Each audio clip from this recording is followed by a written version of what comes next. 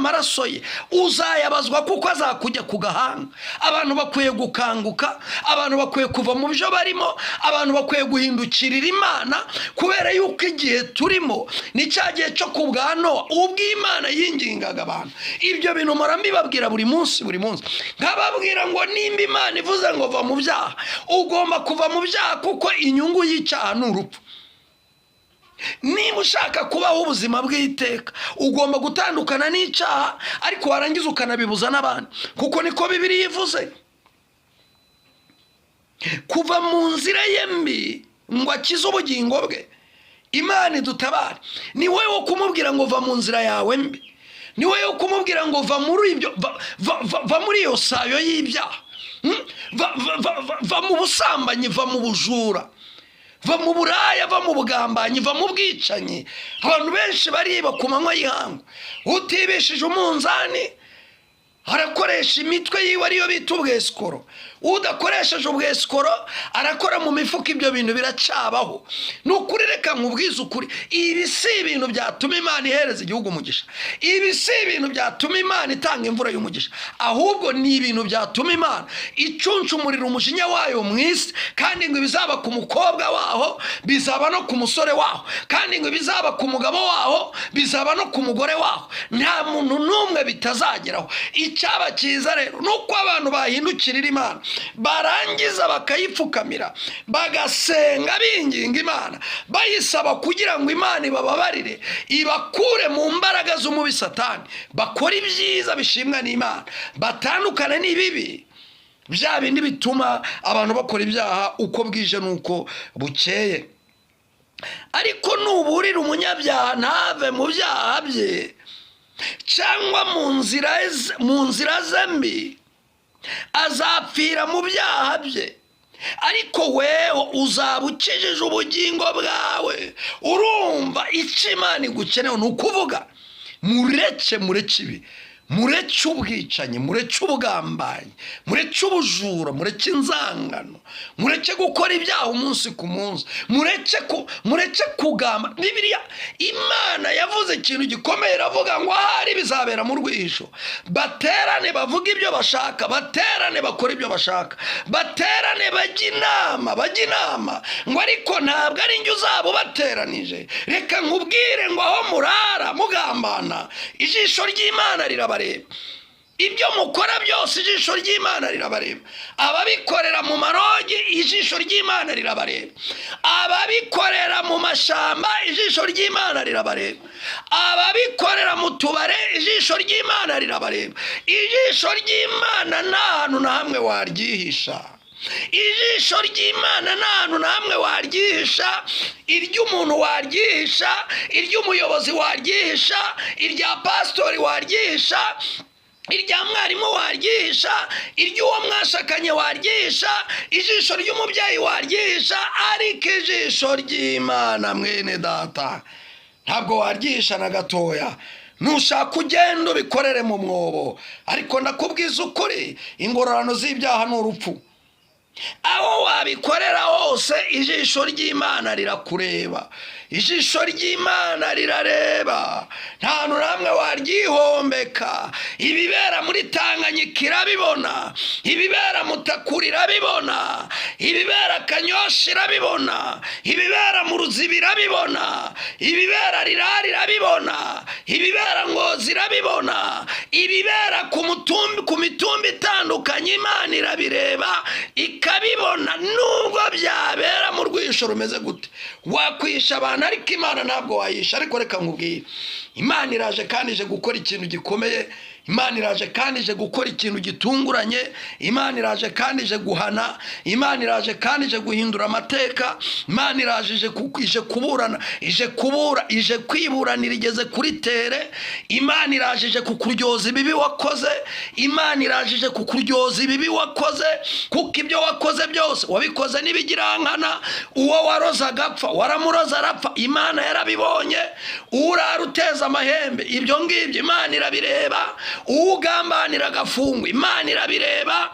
Abohereje mu mpimba, Imana irabareba. Ndakubwiza ukuri ko uyu munsi wa none ntabwo uzigera ukira umujinya w'Imana, kuko umujinya w'Imana uzamanuka, umujinya w'Imana uzakururukiraho igihe cyose udashaka guhereza agahenge ubwoko bw'Imana.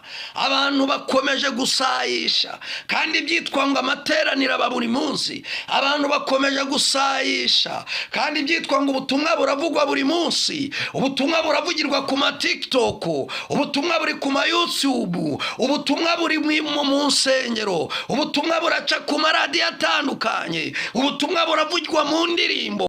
Imana ibishimire, Imana ibahe kugubwa neza muri byose, kandi ubuntu bw'Imana buhorane namwe iteka ryose.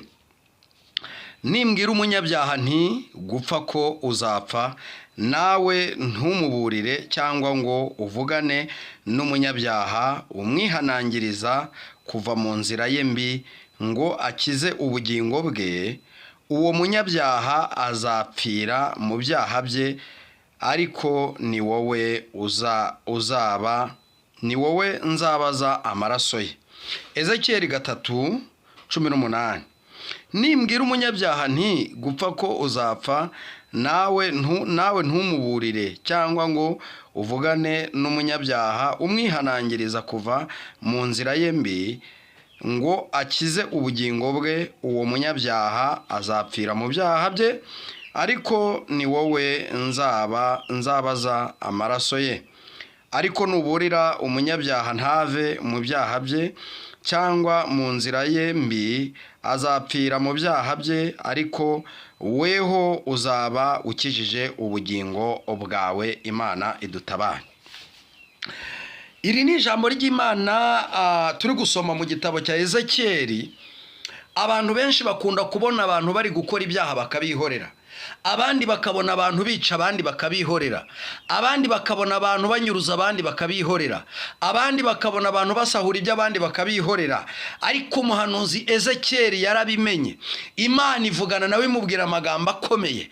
Ese ni ukubera iki abantu mu isi bakomeza kurangara bakitegereza abantu bahemukira abandi barangiza bakabihorera?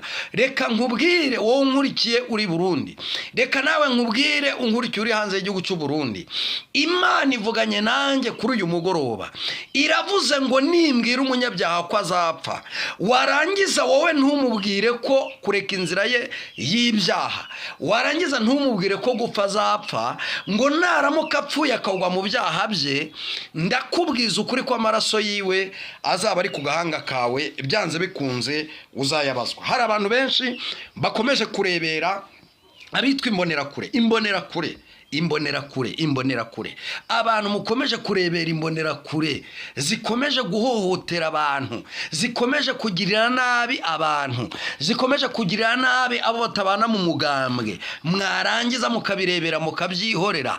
Nyamaraga ntimukore icyo mushoboye. Harimo indongozi zagakwiye gufata icyemezo, harimo abayobozi bagakwiye gufata icyemezo, harimo abanyamasengesho bagakwiye gusenga, kubera yuko iyo udafite imbaraga z'umubiri uba ufite imbaraga z'umwuka.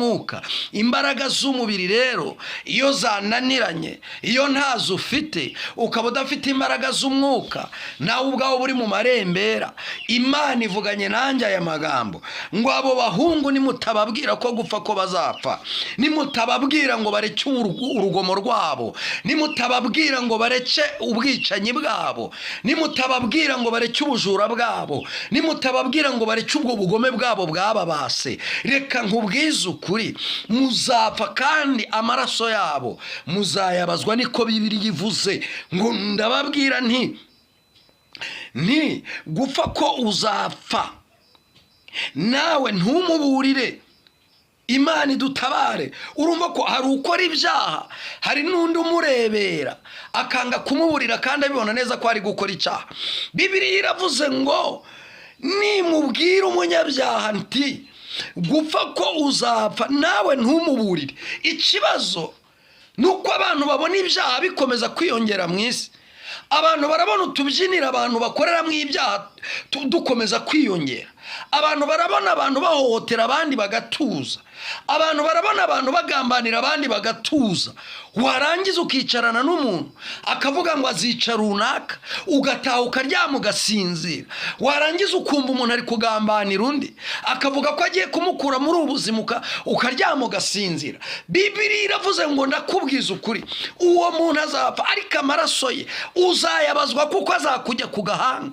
Abantu bakwiye gukanguka, abantu bakwiye kuva mu byo barimo, abantu bakwiye guhindukirira Imana, kubera yuko igihe turimo ni cya gihe cyo kubwa Nowa, ubwo Imana yingingaga abantu. Ibyo bintu mpora mbibabwira buri munsi nkababwira ngo nimba Imana ivuze ngo va mu byaha, ugomba kuva mu byaha kuko inyungu y'icyaha ni urupfu. Niba ushaka kubaho ubuzima bw'iteka, ugomba gutandukana n'icyaha, ariko warangiza ukanabibuza n'abandi, kuko niko Bibiliya ivuze. Kuva mu nzira ye mbi ngo akize ubugingo bwe, Imana idutabare. Ni wowe wo kumubwira ngo va mu nzira yawe mbi, ni wowe wo kumubwira ngo va muri ibyo, va muri iyo sayo y'ibyaha, va mu busambanyi, va mu bujura, va mu buraya, va mu bugambanyi, va mu bwicanyi. Abantu benshi bariba ku manywa y'ihangu, utibeshije umunzani arakoresha imitwe yiwe ariyo bita ubwesikoro, udakoresheje ubwesikoro arakora mu mifuka. Ibyo bintu biracabaho. Nukuri reka nkubwize ukuri, ibi si ibintu byatuma Imana ihereza igihugu umugisha, ibi si ibintu byatuma Imana itanga imvura y'umugisha, ahubwo ni ibintu byatuma Imana icunshumurira umujinya wayo mu isi. Kandi ngo bizaba ku mukobwa waho, bizaba no ku musore waho, kandi ngo bizaba ku mugabo waho, bizaba no ku mugore waho. Nta muntu n'umwe bitazageraho. Icyaba cyiza rero nuko abantu bahindukirira Imana, barangiza bakayipfukamira, bagasenga binginga Imana, bayisaba kugira ngo Imana ibababarire, ibakure mu mbaraga z'umubi Satani, bakora ibyiza bishimwa n'Imana, batandukane n'ibibi, bya bindi bituma abantu bakora ibyaha uko bwije nuko bukeye.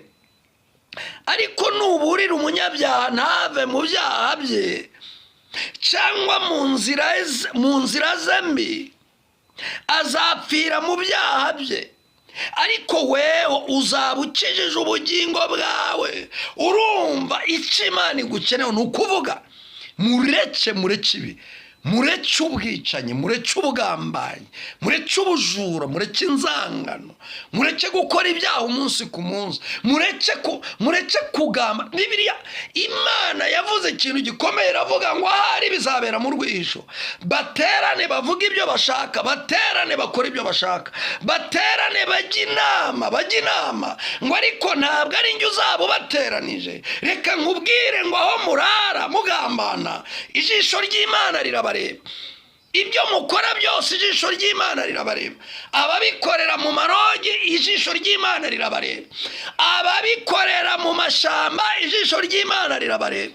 Ababikorera mu tubare, ijisho ry'Imana rirabareba. Ijisho ry'Imana nta hantu na hamwe waryihisha. Ijisho ry'Imana nta hantu na hamwe waryihisha. Iry'umuntu waryihisha, iry'umuyobozi waryihisha, irya pasitori waryihisha, irya mwarimu waryihisha, iry'uwo mwashakanye waryihisha, ijisho ry'umubyeyi waryihisha, ariko ijisho ry'Imana mwene data ntabwo waryihisha na gatoya. Nushaka ugenda ubikorere mu mwobo, ariko ndakubwiza ukuri, ingororano z'ibyaha ni urupfu. Aho wabikorera hose ijisho ry'Imana rirakureba, ijisho ry'Imana rirareba, nta hantu namwe waryihombeka. Ibibera muri Tanganyika irabibona, ibibera Mutakura irabibona, ibibera Kanyoshi irabibona, ibibera mu Ruzibi irabibona, ibibera Rirari irabibona, ibibera Ngozi irabibona, ibibera ku mitumba itandukanye Imana irabireba ikabibona. Nubwo byabera mu rwisho rumeze gute, wakwisha abantu ariko Imana ntabwo wayisha. Ariko reka nkubwire, Imana iraje kandi ije gukora ikintu gikomeye. Imana iraje kandi ije gukora ikintu gitunguranye. Imana iraje kandi ije guhana. Imana iraje kandi ije guhindura amateka. Imana iraje ije kuburana, ije kwiburanira igeze kuri tere. Imana iraje ije kukuryoza ibibi wakoze. Imana iraje ije kukuryoza ibibi wakoze, kuko ibyo wakoze byose wabikoze n'ibigirankana. Uwo waroza agapfa, waramuroza arapfa, Imana yarabibonye. Urara uteza amahembe, ibyo ngibyo Imana irabireba. Ugambanira agafungwa, Imana irabireba. Abohereje mu mpimba, Imana irabareba. Ndakubwiza ukuri k'uyu munsi wa none, ntabwo uzigera ukira umujinya w'Imana, kuko umujinya w'Imana uzamanuka. Umujinya w'Imana uzakururukiraho igihe cyose udashaka guhereza agahenge ubwoko bw'Imana.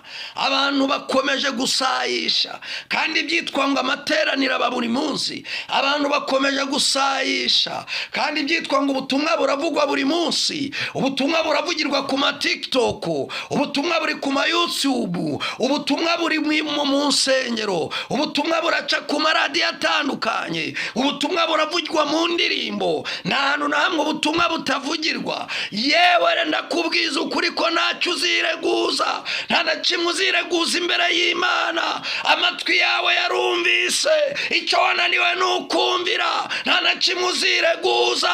Ubwo umucamanza azabaje guca imanza, kandi ndakwibutsa ko azaca imanza zitabera, kuko si mwene wanyu uzaba uri ku ntebe y'urubanza, ahubwo ni Yesu Kristo uzaba ku ntebe y'urubanza. Imana ubwayo izarwicira. Oya, ntabwo irobanura ku butoni ngo izakurengera. Hindukira uve mu byaha byawe, kuko kurimbuka kurakwegereye, kuko kuzimu kurangira ku buzima bwawe kurakwegereye. Ariko nuhindukirira Imana, uraza kwakira kubaho ubugingo bw'iteka, urakira kubaho ubuzima bw'iteka. Bene data, ibintu biteye ubwoba muri iyi si ni honyine habera ibintu biteye ubwoba, aho umupagana ahaguruka kagambanira umukristo, yamara kumugambanira akicwa rwose, abandi bagafungwa, yarangiza akaryamana ituze, yarangiza akarya yumva ituze, yarangiza agakora akazi gafite ituze.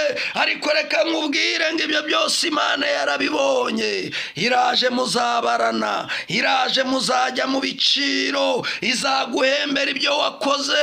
Bibiliya iravuze ngo uwicishije inkota nawe ntiyazazira. Ugambanira abandi nawe iherezo rye ni ukugambanirwa. Ufungisha abandi nawe iherezo rye ni ugufungwa. Uwica abandi nawe iherezo rye ni ukwicwa. Uwiba abandi nawe iherezo rye azibwa. Ugambana iherezo rye nawe azagambanirwa. Nta na kimwe urimo urakora mu isi Imana itazigera igukoreramo. Kandi ndakwibutsa ko umugani nyarwanda uvuga ngo akebo nigeramo ukomeze ubikore. Bibiliya iravuze ngo urabikora nka kwihorera, warangiza ukibwira yuko muhanye nawe. Ninjya kuguhana nzabitondeka ku murongo. Ibigushuka byose nta na kimwe kizagukiza. Iyo kamera ikongoza nta na kimwe kizagukiza. Abagukoresha nta n'umwe uzagutabara, kuko Imana iragutunguye, ikuguyeho giturumbuka, ikuzaniye ingororano zikwiranye n'ibyaha